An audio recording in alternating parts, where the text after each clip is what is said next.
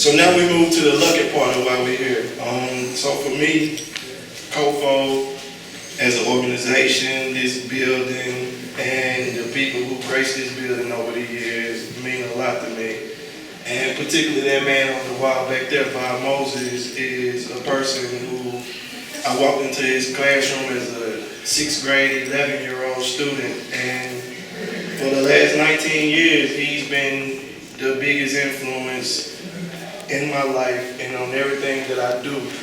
And he's the reason that I work for the organization I work for, and he's the reason that I still believe in change and the possibility of change in Mississippi and the betterment and improvement of the black community here. And the reason I say that this is the lucky part of being here is we just got through talking about narrative and storytelling and who tells the story and how it gets told. And we're lucky enough, and I've been fortunate enough through my relationship with Bob, to everything that's on these walls is most of the stuff that I heard firsthand from people who were there. And everybody not fortunate enough to not have to go to a museum to touch and understand and breathe and feel history. And so I've been lucky enough to be able to do that. And tonight, you guys will be lucky enough to be able to hear from some of the folks who were here for these things that you see on the wall. And the first person that's coming up is Miss Flonzie Wright. And I'm not going to tell you what she did because I'm not going to tell her story. But I'm going to let her tell you what she did. But I can guarantee you that you can prepare yourself to hear a story of courage and a story of somebody that stood up in the face of the most racist state in the Union, the most blatantly racist place that black people could dwell in and live in and grow families in. And she endured. She's still alive. She succeeded in what she set out to do. And just be ready to be set on fire by Miss Flonzie Wright. Well, thank you. Be set on fire, man. That's kind of hot, don't you think? Thank you so much to my son Albert, and certainly to all of you. Good evening and welcome to Mississippi. How many of you have been here before? Okay, well, good. Well, I certainly hope that your return back home has been rewarding. And to those of you who have visited our state for the first time, again, I extend to you a heartfelt welcome. My task this evening is to talk a little bit about my experience in the Mississippi Civil Rights Movement. My advocacy began really with the death of Medgar Evers. I did not know Medgar. I never met Medgar. I was living in Biloxi, Mississippi at the time that he was assassinated. I was involved in integrating the beaches and going to meetings and trying to do what we could to be sure that persons of all races, creed, and colors would have an opportunity to enjoy the public accommodations that had been prepared. I returned to my hometown of Canton in early 1964 and immediately began working with Charles Evers in the NAACP. As I mentioned, I did not know Medgar, but Mr. Evers attended a meeting in Canton one night when I was singing some of the freedom songs and ultimately organized a youth group to travel the state and teaching them the songs that really brought us over. I wrote a piece some years ago titled "The Songs That Brought Us Over," and interspersed with some of the songs is an oration and some historical tidbits about what those songs meant to our people. And so I understood very, very well that in order for us to really get this freedom vote, we had to be able to vote. And so much of my time was spent concentrating on obtaining the right to vote.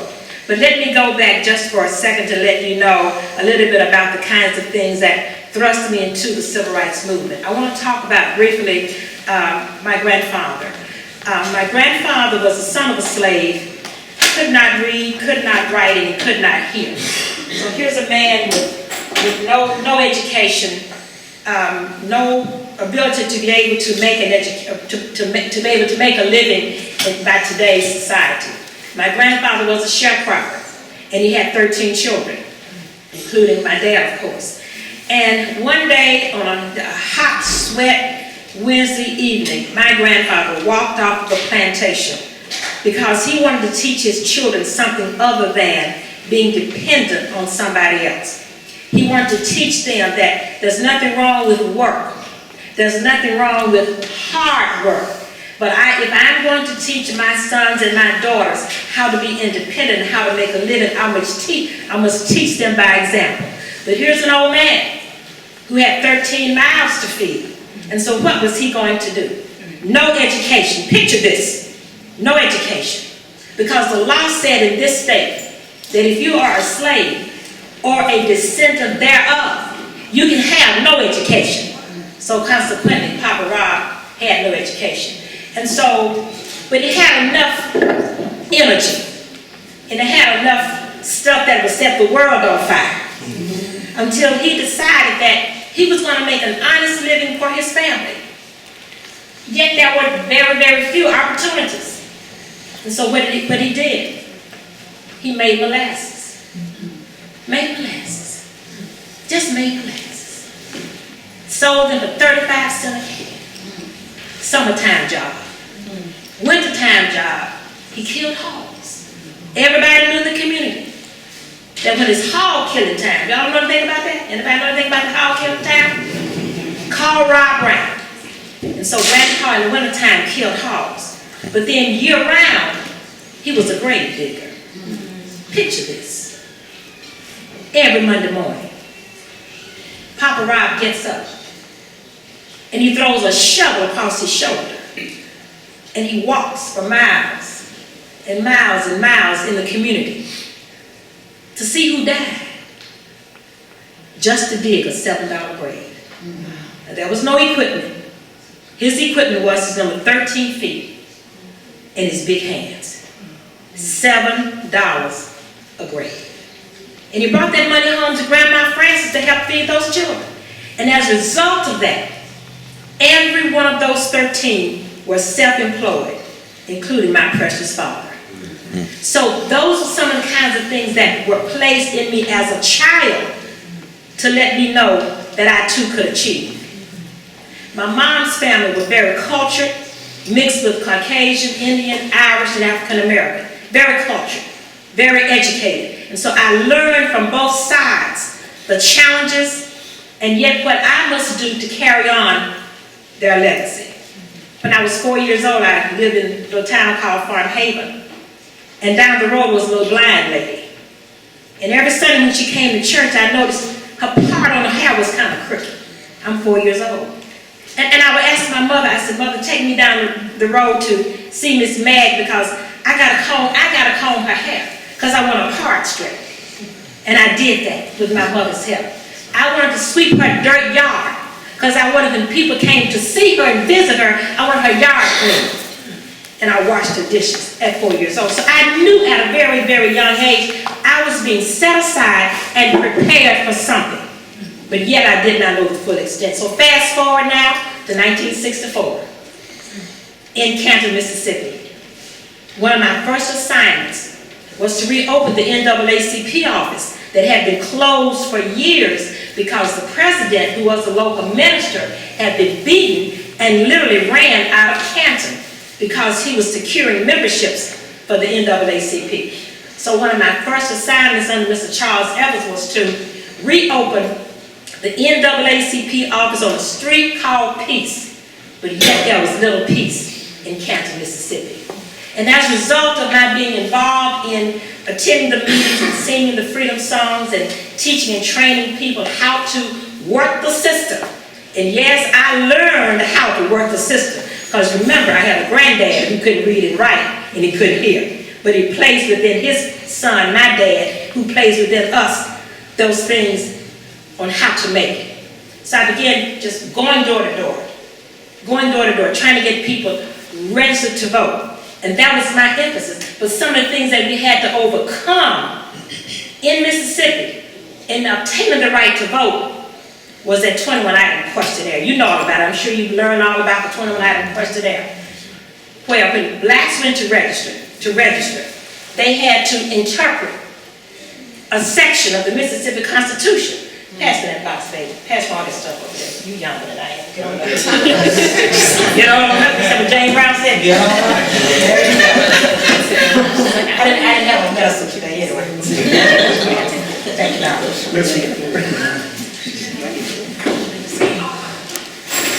We went to register.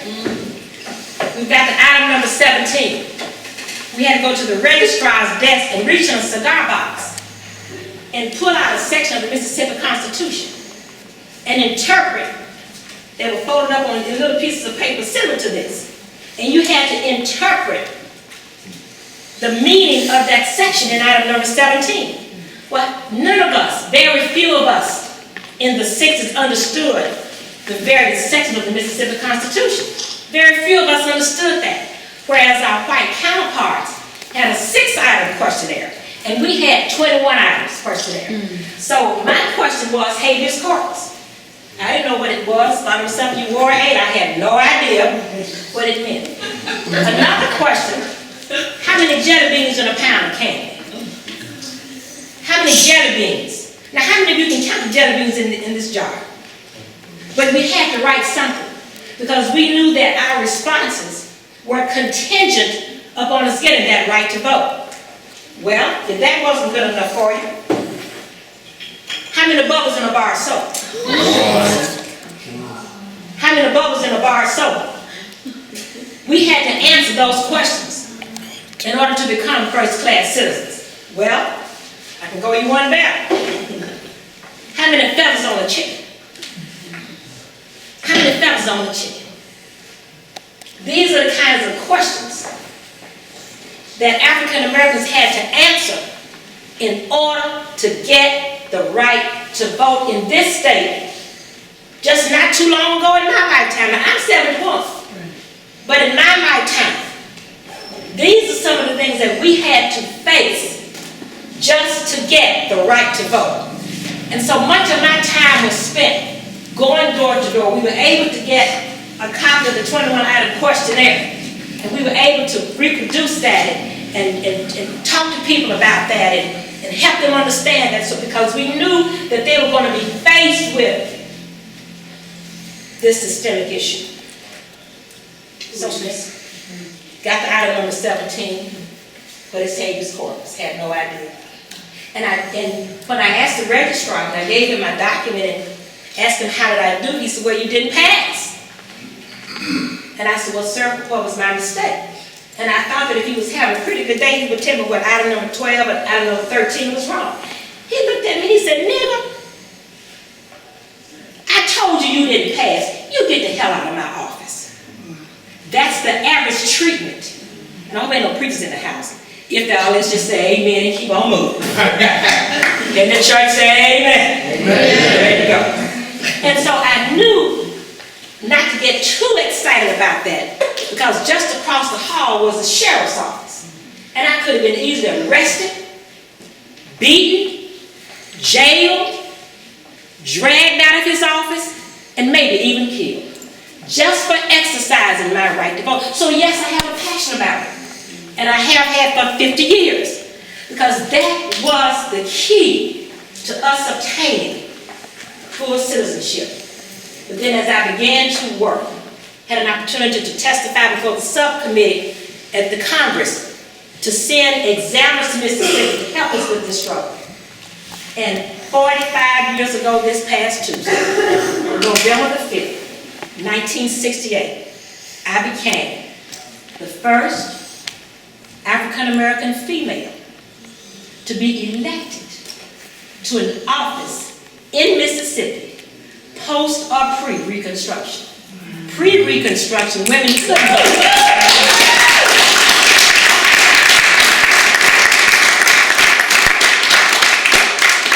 And I was able to straighten out some of the things that our people had to face. And one of the first persons I had the honor of registering was my 54-year-old father, who could not pass that test. And so with much pride, after eliminating that 21-item foolishness, I took his 6 items and he put his name in the book. becoming a first-class citizen. So ladies and gentlemen, you're in the midst on your trip of much history. Much history. To you young people, it was young folk like yourselves who came to Mississippi many years ago to help us in this struggle. 18, 19, 17-year-old students who came to Mississippi to walk with us, to go to jail with us. Some were beaten with us, and yes, some were killed with us, just so that we could enjoy the kind of freedom that the Constitution guaranteed. So, we've come from being chained on those ships coming from Senegal to America. We came from the ships, from the chains, to the cotton fields of Mississippi, to casting our vote in a box like this. We came from the chains to the cotton fields, to segregation at its ugliest. Your assignment is to never again allow America to return back to a day when folk are relegated to certain status areas because we pay a skin tax. This is an authentic sign. 1925. In a Knoxville, Tennessee theater. Feel it, my dear. Feel the weight of that. Authentic. Think how many people could not pass around, could not enter a place because of these kinds of signs. So your job, your assignment, is to whatever area you influence, that we never allow America to return back to these days of ugliness, inferiority, systemic racism, and just plain down ugliness and hatred. So we came from the chains to the cotton fields, to the boxes of being able to register and vote, to not having a brother in the White House. And I say that with pride, excuse me. Sorry about that if it offends anybody. Because, again, this was our dream, just to be able to effectuate the kind of change that would say to everybody, you are somebody, you are equal. And so I'm asking each of you to go back to your respective organizations, your respective areas, and as Arsenio Hall said, if you haven't been busy, get busy. And let's make this country the kind of country that my grandfather and other people, other seniors, other people who didn't have the opportunity that we have today. Let's go back, black and white, red and brown, male and female, rich and poor. Let's go back and make them proud. I'm glad you're here. Our final commercial for the evening is I Am an Author. And I'm a best-selling author. I've been in publications for 20 years next month. Next year, I'm sorry. There you go. And I've written a lot about some of the things I've told you about today. But I don't keep the money. I have given, from the sale list of $10 book, about $45,000 back in scholarship opportunities. Because people like you have been kind and you have said, I want to invest in what you're doing. This is just not a book to write. It's a book that I wrote with a purpose. Because if I can't put my money where my mouth is, then I might as well just go back home, have another cup of tea, and say amen. So if you're certainly desirous of that, I would love it to be able to autograph a personal copy for you, and you can learn more. I have pictures of people marching. I have newspaper articles of people, homes being burned. There's a picture of a policeman actually picking up a man out of a civil rights march and throwing him in a cattle car. So the stories have been well documented. So if you're so inclined to take some of these stories back with you, I would be very, very pleased. We got a special for you tonight for $10. So thank you. Thanks to all of you for your attention and your time. And come back to Mississippi. Don't let this be your last trip. You're sitting almost on holy ground in this space This is why the people, the workers came to it. They had been beat and jailed and missing. This is why they came. This space is hallowed space. Never forget that.